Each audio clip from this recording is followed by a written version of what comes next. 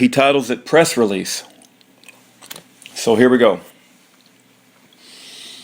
In an effort to cause yet another false flag event, undercover FBI provocateurs tried to convince then 27-year-old Schaeffer Cox to do a mass shooting in his hometown of Fairbanks, Alaska.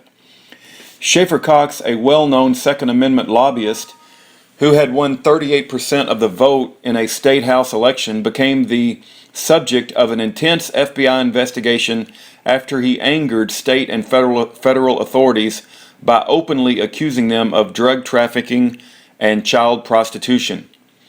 Oil pipeline service company executive Bill Allen, who had been spared prosecution on multiple counts of sexual abuse of minors in exchange for his 2008 testimony against pro-Second Amendment Alaska Senator Ted Stevens, was among those implicated.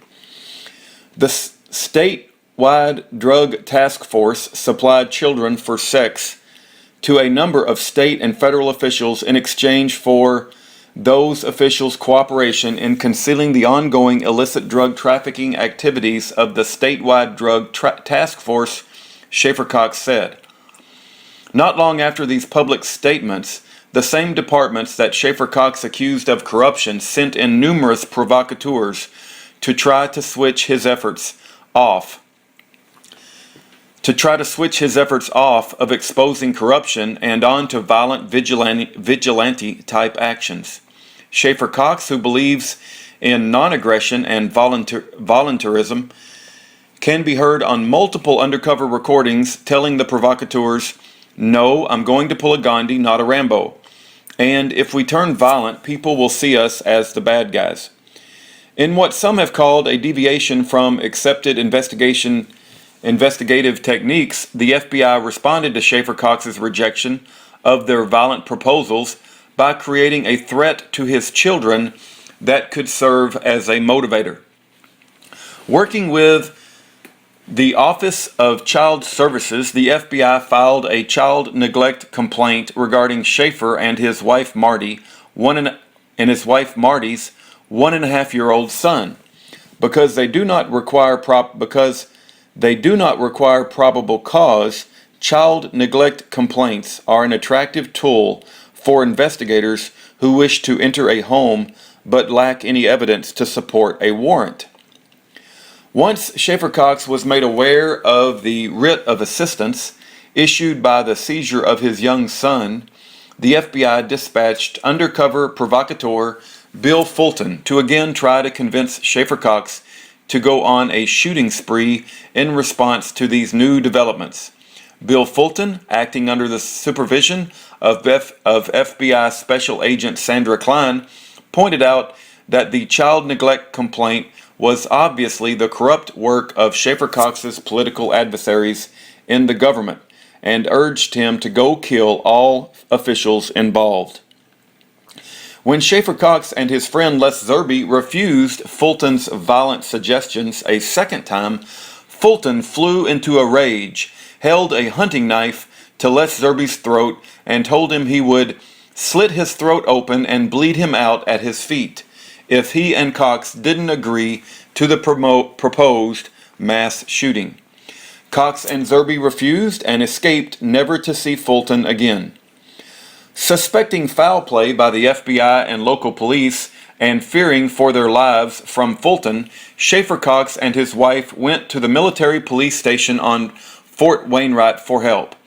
Officers there advised Schaeffer Cox that federal agents had come into the station and bragged of how they planned to fix the Schaeffer Cox problem, end quote, by, quote, going into his home to take his kid and then just shoot Schaeffer Cox in the process, end quote.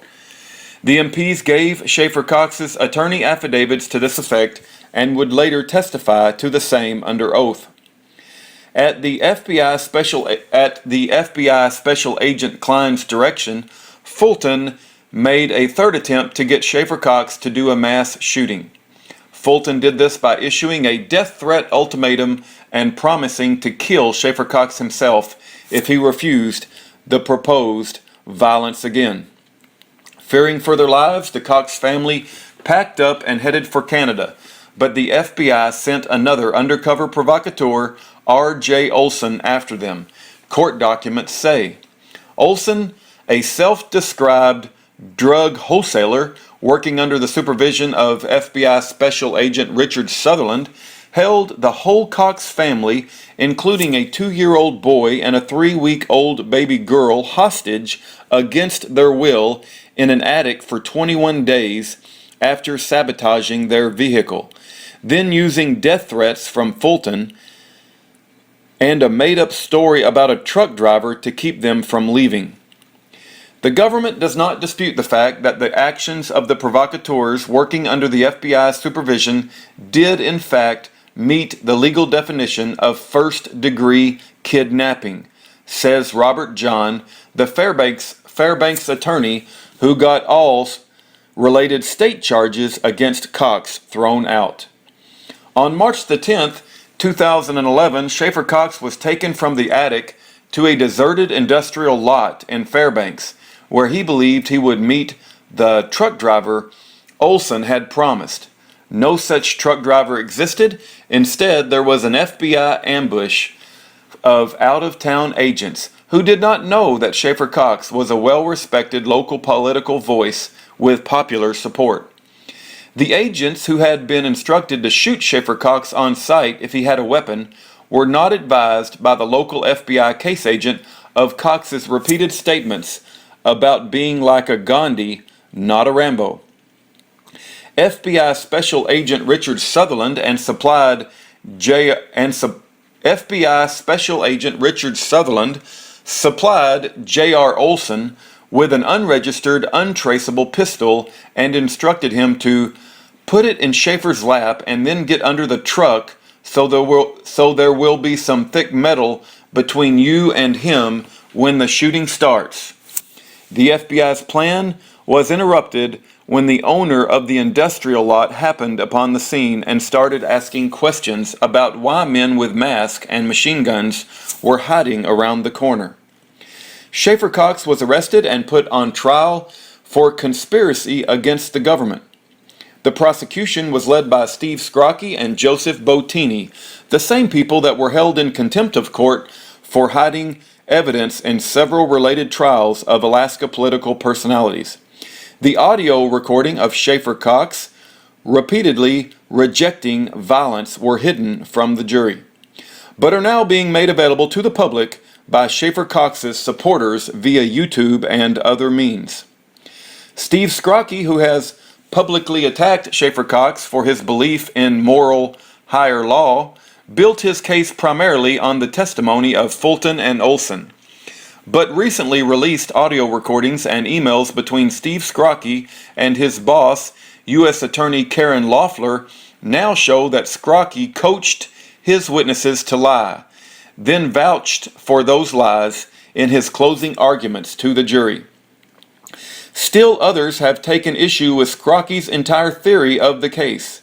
The importance of this case is significant to the whole of humanity, says Larry Pratt, president of Gun Owners of America.